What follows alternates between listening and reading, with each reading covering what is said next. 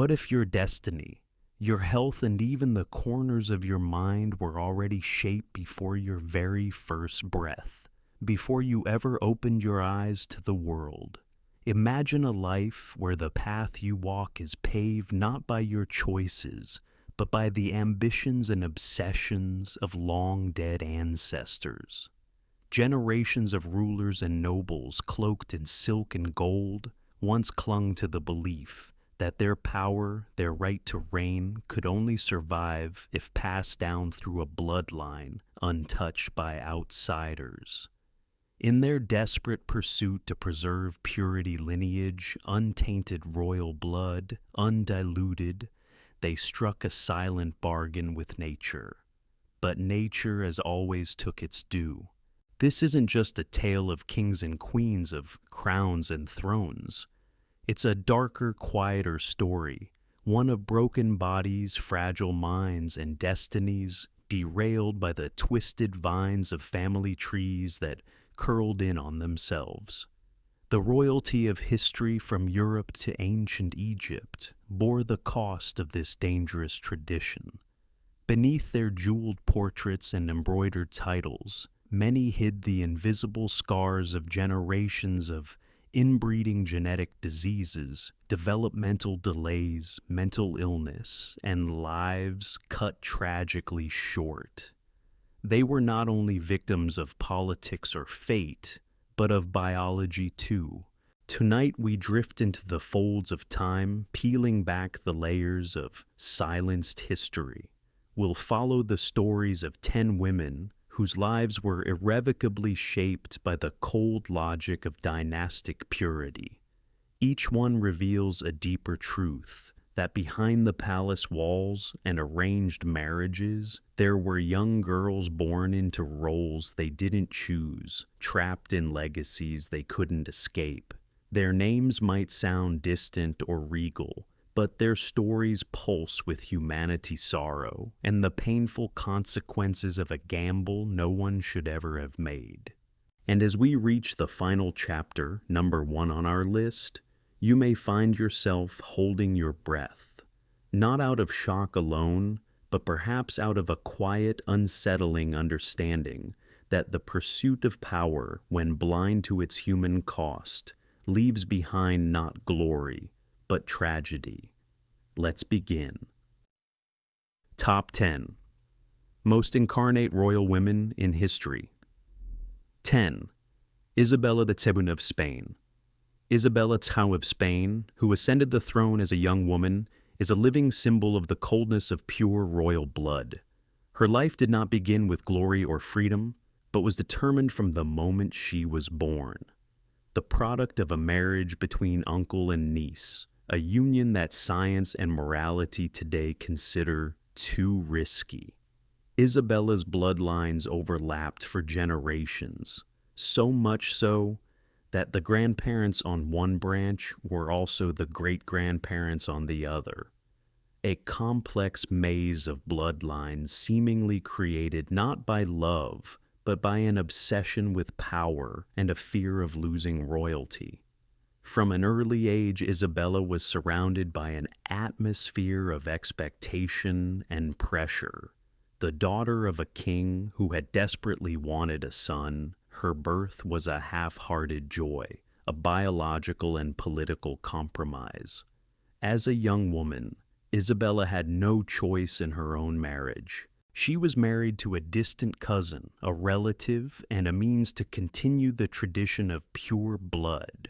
The so-called marriage was not a union of two souls, but a link in the chain of a predetermined royal alliance. Isabella gave birth to 11 children, but only 5 survived childhood, a heartbreaking ratio that reflects the direct effects of inbreeding across generations. Worse still, many historians suspect that her husband, who may have been uncaring or incompetent, may not have fathered them. In a dynasty where bloodline purity was paramount, bloodline itself became a curse that hung over each child.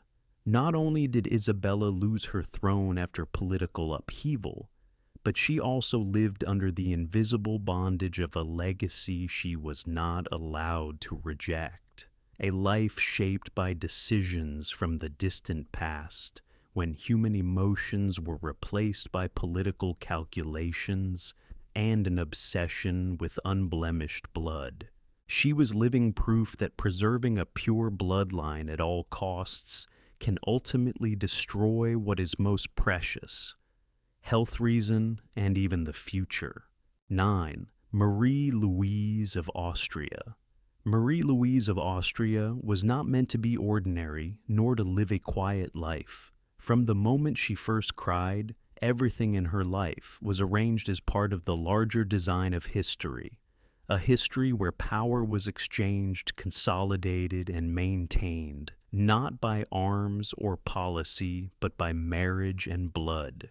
The daughter of one of Europe's most complex and closed royal dynasties, she was born of a rare combination. Her parents were fourth cousins, meaning they shared both sets of grandparents, making Marie Louise's genetic makeup particularly dangerous. Where normal children have 8 great-grandparents to create a rich and diverse gene pool, Marie Louise had only 4 living proof of a level of genetic compression that geneticists today typically only see in completely isolated populations. With such a tangled family tree, Marie Louise carried not only the blood of emperors, but also the potential risk of countless genetic disorders, though not clearly manifest, but always lurking like silent shadows behind the throne. But her life did not stop at biological differences. At the age of 18, when many girls were still dreaming of their first love, Marie Louise was drawn into a political chessboard that she had no control over. In order to serve the peace between 2 rival powers, she was married to Napoleon Bonaparte, who had been her father's sworn enemy. The marriage on paper was a treaty, but in reality, it was a sacrifice, a price to pay to temporarily extinguish the flames of war. Marie Louise not only had to learn to live in a foreign land under the scrutiny of a court that was not entirely welcoming to her, but also had to bear the invisible burden of becoming the mother of an heir to the French Empire. She was expected to give birth not just to a child, but to an extension of the Napoleonic line, a living testament to the union of 2 once opposing forces. On the shoulders of that young girl was a legacy of history, a hope, a fragile peace hanging by a thread in the wind. And while history may have forgotten Marie Louise's private feelings, her life resonates with a profound message that some people are born not to choose, but to carry. The purity of blood does not bring perfection, but only adds layers of pressure where status obscures the desire to be true to oneself. Marie Louise, with her quiet exterior and the elegance of a queen, is in fact a testament to a human heart caught in a power game larger than any dream she ever had. 8. Lorraine Whitaker, American Modern. In a small remote town in modern America, where time seems to slow down and the red dirt roads still bear the marks of old cars, there lives a family that carries with it a deep and sad mystery. The Whitaker family, brought to light by a popular documentary, is not a relic of distant history, but a living testament to a terrifying truth.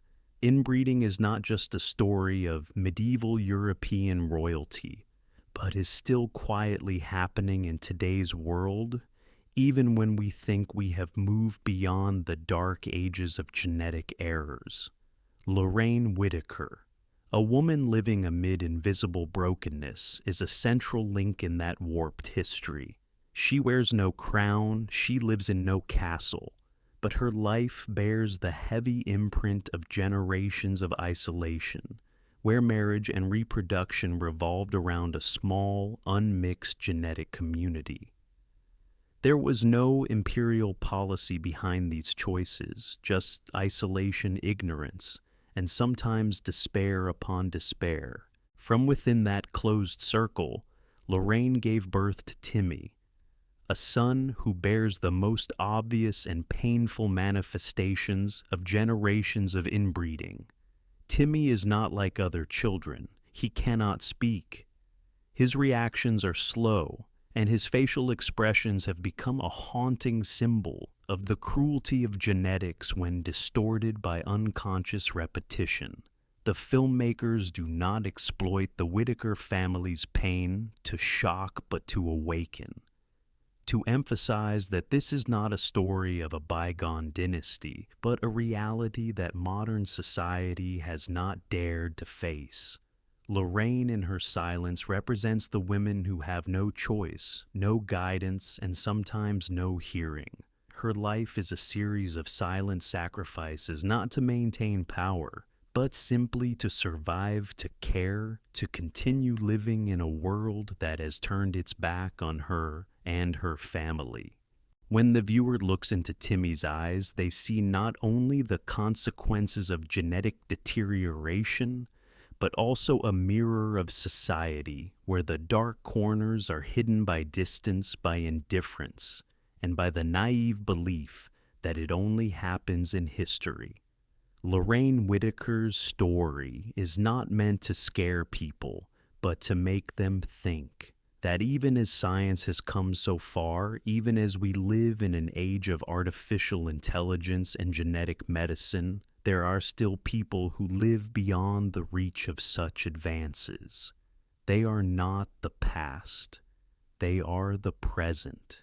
And in the silent presence of Lorraine and Timmy is a reminder that humanity still has much to do to protect what seems obvious, the right to be born, with the chance to live a healthy life, to be understood and loved, not because of blood, but because of human dignity.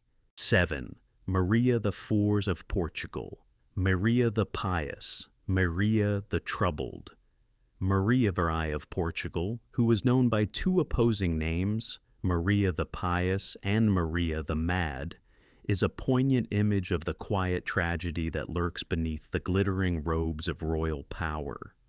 Born into the bond of an inescapable destiny, she was the product of a marriage between two closely related royals, arranged not by love, but by the ambition to preserve the royal bloodline. Her parents, King Joseph III of Portugal and Maria Anna of Spain, were the 16th couple in the Iberian royal union, accustomed to close marriages, and for them, marriage was no longer a connection between two people, but a means of preserving the power and prestige of an entire dynasty. Maria grew up with strict Catholic teachings, oppressive court etiquette, and above all, the heavy expectations of family tradition. But no one, including herself, could have guessed that in a world where everything was arranged and controlled intentionally, what humans could not control was the fragile nature of genetics. To protect the throne, she married her uncle, a decision not made from the heart, but from the cold political vision that had been ingrained in the blood of many generations before. That marriage was seen as a further consolidation of the lineage of power, but at the same time, it was also the final step that brought her closer to a tragic destiny. Maria gave birth to many children, but half of them could not survive childhood. They passed away in silence like little victims of a royal game that they themselves never had the right to refuse to participate in. The pain of losing a child remained in Maria's heart, silently and persistently thickening the layers of darkness that silently surrounded her mind over the years. And then, like an inevitable curse as age approached its end, Maria's spirit began to collapse. Whispers, fits of insanity, hallucinations, and fears all appeared one after another, pulling her away from reality. Finally, she was declared incapable of ruling, a queen living in a golden palace, but her mind wandering in the dark regions that no one could reach. Maria's story is not simply a chapter in the history of a queen. It is a tragic cautionary tale about blind ambition, about the mistaken belief that power can be preserved by confining bloodlines. Not everything in life can be planned, and when humans deliberately play with the limits of nature, the price is sometimes the soul and life of the most innocent. Maria, I thought once at the pinnacle of power, eventually disintegrated in the shadow of that plan. And deep in her story, a sad but necessary whisper echoes that no honor is worth the health of body and spirit, and no throne is powerful enough to heal the wounds that genetic defects can leave on a person's soul. 6. Marie-Louise. Elizabeth of Orléans. Marie-Louise. Elizabeth d'Orléans is one of the saddest figures in French royal history, a quiet figure in a splendid palace carrying both the halo of noble birth and the curse of cruel blood ties. She was born not of free love, but the result of a calculated arrangement when her father, Philippe d'Orléans, who would become regent of France, was forced to marry his cousin, the illegitimate son of the legendary King Louis XV. It was a marriage not based on emotion, but a blend of power and tradition, ambition and reluctance, like many royal marriages of that time, where no one truly belonged to themselves. Marie-Louise grew up in a world of luxury, but little affection. She was not only the daughter of people whose blood was mixed by political decisions, but also the next victim in a long line of incestuous marriages.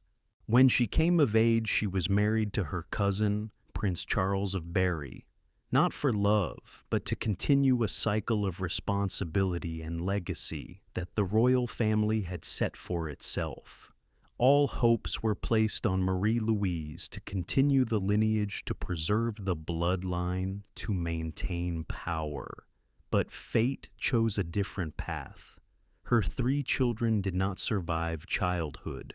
Fragile creatures born under the watchful eyes of the royal family, then quietly departed, as if the arrangement of their ancestors had refused to allow them to live. The deaths of her children not only robbed her of the joy of motherhood, but also tore apart the rest of Marie-Louise's soul. At just 14 years old, the age when a young woman should be dreaming and blossoming, she began to drink. The world might see it as a fall, but if you look closely, you will see it as a silent cry for help, a pain suppressed in the heart of a child who grew up not being herself. Alcohol was not only a means of forgetting, but also a veil covering up the silent wounds. The wounds of loss of feeling trapped in a predetermined life that she did not choose. Marie-Louise did not leave a resounding political legacy, nor was she marked in history by reforms or victories, but she left a sigh that has lasted through the centuries, a symbol of the price that royal women must pay for their reputation and pure blood. She is proof that behind the splendid ceremonial dresses, the sparkling palace scenes, there are hearts that have sobbed, lost, and despaired without anyone hearing them. And when we close our eyes, the image of Marie-Louise Elizabeth that appears is not a proud princess, but a small soul lost in the whirlpool of power and hereditary tragedy, who carried on her shoulders an unnameable burden and finally broke down in silence. 5. Princess Alexia of Greece. Princess Alexia of Greece, born in 1965, is a modern testament to an ancient tradition, that of keeping royal bloodlines pure through strategic consanguineous marriages. She did not live in feudal times or in an era of powerful dynasties where marriages were used to cement political alliances. But her story reflects a lingering echo from the past, that even in the 20th century, the chains of blood are not far from the throne. Alexia was the eldest daughter of King Constantine II of Greece and Queen Anne Marie of Denmark. Her parents' marriage, while filled with romance and royal beauty, was fraught with complex genealogical ties. The two were not only second cousins, but also third cousins, meaning they shared more common ancestors than usual, further compressing the genetic makeup of their offspring. Alexia's family tree was a maze of branches that did not branch out, but looped back, connecting one ancestor to another through the same bloodline. Even in terms of bloodline, Alexia's paternal grandmother, Princess Alice of Battenberg, was her paternal great-grandmother's older sister. A genetic coincidence that seems to appear only in research documents of isolated communities, but is clearly present in the majestic palace among the characters who walked in formal costumes under the dazzling lights of European royalty. The maternal side, the Danish family, is not free from this intricate chain of connections. Alexia's bloodline is not simply the flow of her ancestors, but the result of many generations of internal combinations between royal branches repeating like a predetermined cycle. What makes Princess Alexia's story so special, however, is its modern setting. No longer living in a time when consanguineous marriages were considered the norm, she and her siblings' existence is a link between the past and the present, proof that the genetic influence of inbreeding is still very much alive in human histories. Her parents' blood ties can be traced back to the British royal family, where Queen Elizabeth II and Prince Philip are third cousins. Familiar faces who have appeared in public with majestic appearances share a similar story of a genetic pattern that repeats itself through generations. So, while modern scientists worry about the effects of duplicate genes on genetics in the world of royalty, it was once seen as a symbol of purity and legitimacy. Princess Alexia, in the peace of her present life, is not a symbol of tragedy like many royal figures of the past, but the genetic legacy she carries with her tells another story, quietly and deeply, that history is not only written in wars and agreements, but also in decisions that seem very private, such as marriage, but have the potential to affect the genetic makeup of an entire generation. And so, amidst the pages of modern history, there still exist small ripples of an ancient time, where power and blood were once tightly bound like two inseparable threads. 4. Maria Antonia of Austria. Maria Antonia of Austria is one of the most poignant examples of the silent but fierce price of political ambition tied to royal blood. Born into the House of Habsburg, one of Europe's most famous dynasties, not only because of its power spanning multiple kingdoms, but also because of its centuries-long practice of inbreeding, Maria Antonia was the ultimate crystallization of that calculated genetic strategy. While history often refers to Charles II of Spain as a classic symbol of the physical and mental decline caused by royal inbreeding, few people know that Maria Antonia, his close relative, had a compressed genome that far exceeded his own in terms of genetic duplication. Her family tree was not like branches spreading out from a single trunk, but rather a closed circle, a tangled web where the names of ancestors were repeated over and over again as grandchildren married their cousins and sisters, married their half-brothers. In that family tree, the connections were no longer distinguishable from previous generations because the family relationships were so intertwined that they no longer followed the normal laws of genetics. Modern geneticists, when analyzing the degree of genetic similarity of Maria Antonia, came to a surprising conclusion. She had the genetic equivalent of a child born to two siblings, something that in today's society is considered extremely dangerous and often leads to serious consequences for physical and mental health. This raises the question, why were dynasties like the Habsburgs willing to risk everything, from the health to the survival of their descendants, just to keep their bloodline pure? The answer lies in the belief that power must be tied to the legitimacy of blood, that any foreign element that infiltrates the family could threaten the stability of the throne. But the price of that belief is not only the names that are erased from history, but also people like Maria Antonia, who carry the burden of a genetic inheritance that they did not choose. There were no celebrated exploits or royal love affairs in her life. Instead, there was a heavy silence, an existence that reminds us that power, when bound to biological limits, can become invisible shackles locking the fate of those born, not by personal choice, but by political calculations that span generations. Maria Antonia left little mark on history, but that is what makes her story so haunting. Because while people like Charles II are remembered for their differences, people like her are forgotten, even though they were the end point of a process of repeated unforgiving and cruel inbreeding. And so, amid the stories of thrones, fame, and glory, there are still silent figures like Maria Antonia, living but silent proofs of an uncomfortable truth that royal blood, when forced to flow in a closed circle, can become a genetic curse that lasts forever in silence. 3. Mummies, 3 to 17a and 3 to 17b, Ancient Egypt.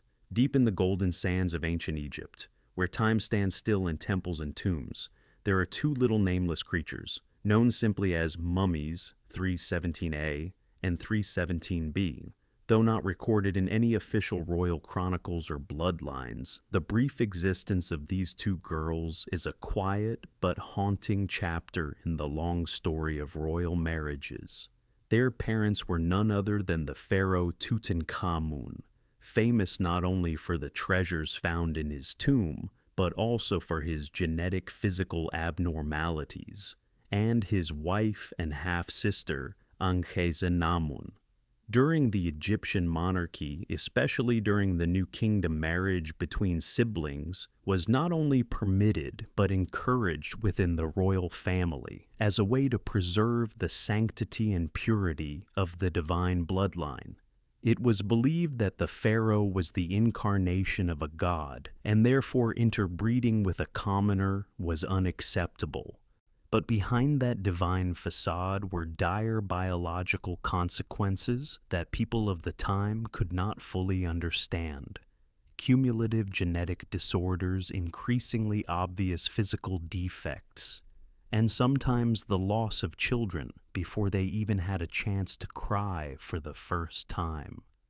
The two girls, believed to be the children of Tutankhamun and Ankhesenamun, may have died in the womb or lived for only a few hours after birth.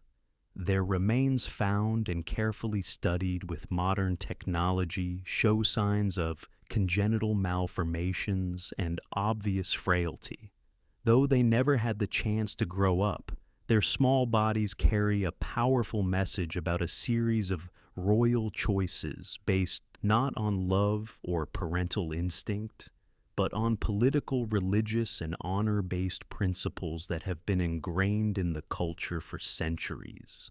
The premature deaths of the two girls are not just personal tragedies, but also a mirror of the pain of an entire dynasty, where power and the sacred were placed above humanity and biology. In the cold darkness of the pyramids where the torches of modern archaeologists first shone upon the faded faces of the past, mummies, 317A and 317B, were more than mummies. They were echoes from the past, whispering about the price paid for maintaining power at all costs, even when it meant turning one's back on nature and life. No crowns were placed on their heads, no temples were erected to commemorate them, but their utter silence was the most powerful account of the cruelty of forced genetic selection. The story of these two nameless children would have remained in the shadows had it not been for scientific discoveries. But now that the truth has been revealed, they remind us that even though history may be regal in its glory, beneath its golden shell, there have always been small creatures who suffered the consequences of ambition and prejudice. And so, we remember them, not as archaeological relics, but as silent witnesses to a beautiful but flawed past, the legacy they carry within themselves. 2. Kimberley, Australia. Modern. In the modern world, where the light of medicine, law, and education has reached almost every corner of human life, there are still dark stories that exist, like persistent ghosts hiding on the fringes of society, where logic is replaced by extreme beliefs and power is hidden behind discreet iron gates. The story of Kimberley, a girl from Australia, does not begin in a palace, nor is it related to the throne or fame. It begins in isolation, a secret community dubbed the Cult Family, hidden deep in the Australian outback, where moral and legal boundaries have been blurred for generations. In that closed world, family members marry their own relatives, not to preserve the royal bloodline as in history, but because there is no longer any outside interference. There are no schools, no hospitals, no neighbors or outside laws to approach. Everything, from marriage to childbirth to faith, is contained in a closed loop over time, becoming a series of inbreeding that repeats itself like a clock that is never reset. Kimberley, one of the children born into that environment, carried genetic damage so severe that medical experts described it as one of the most severely affected cases ever recorded by modern medicine. The manifestations were not only expressed through appearance or cognitive ability, but also permeated deep into every cell, every basic reflex of a person. And most painfully, she had no choice. She did not choose where she was born, did not choose her circumstances, did not choose the silence that had enveloped previous generations. All she had were the consequences. The case only came to light in the early 2000s when an extensive investigation pulled the veil of secrecy out of the public eye, leading to a series of arrests and legal intervention.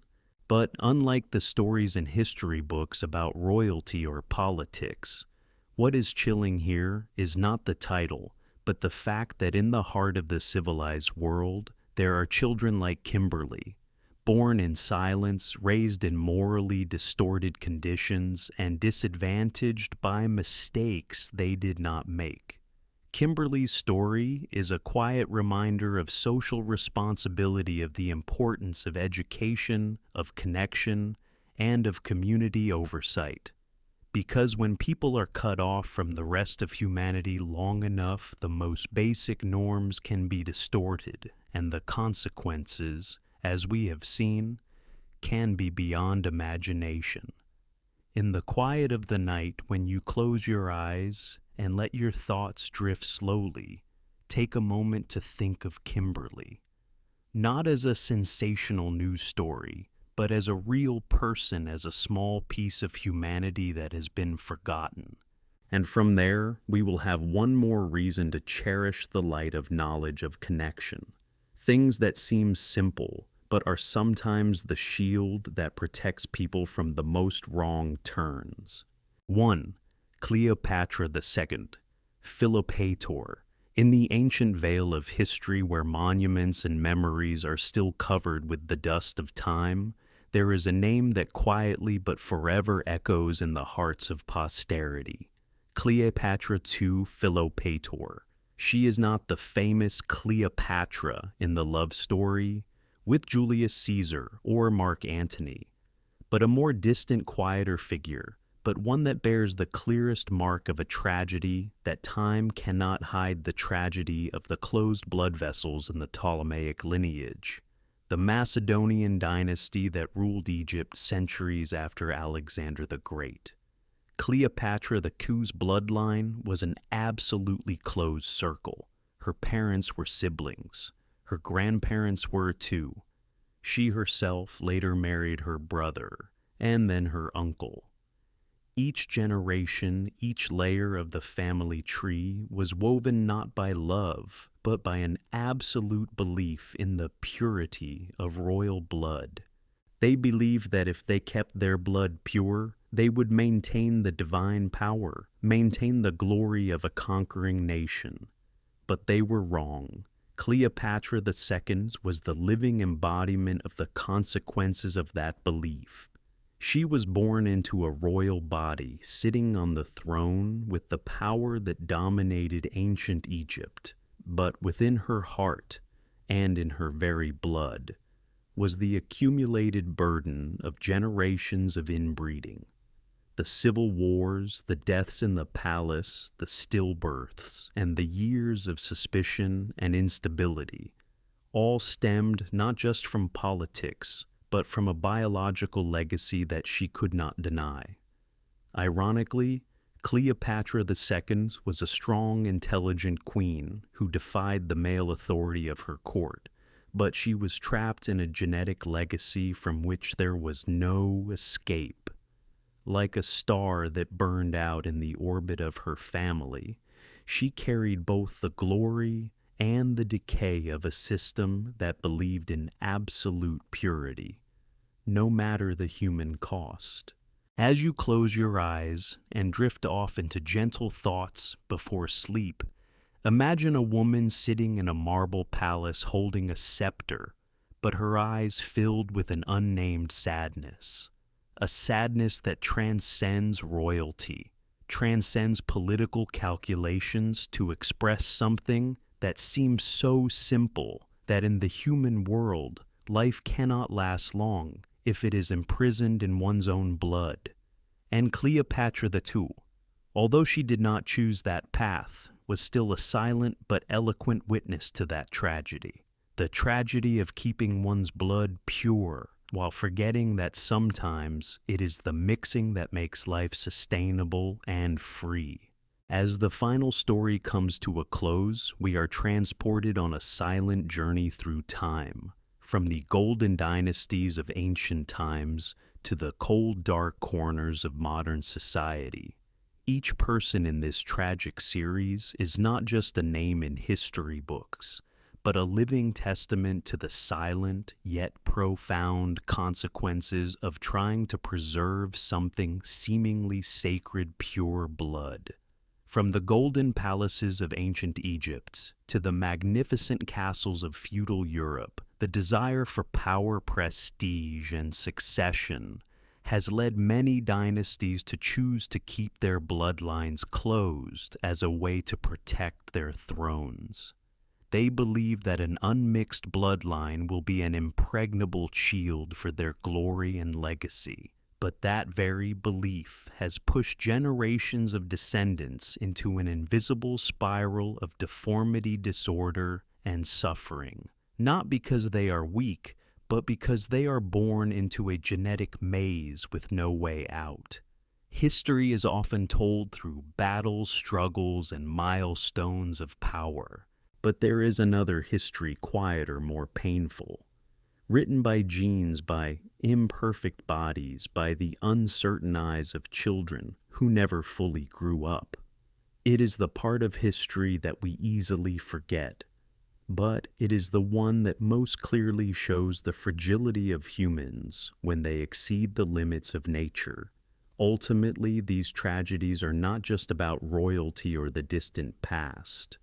They are a gentle but firm reminder that humans, no matter how powerful, cannot tamper with biological laws without paying the price. When we understand these limits, we learn to respect life, not by keeping it pure, but by allowing it to be free, diverse, and human. Now, when the stories have subsided like the gentle waves of the early night, we can close our eyes and let our vague thoughts drift away. And in the whispers of sleep, let us leave a moment of silence for those people, the souls who once carried a dynasty on their shoulders, but were also the silent victims of their excessive belief in purity. Because sometimes the things we think are the most noble are the beginning of all profound tragedies.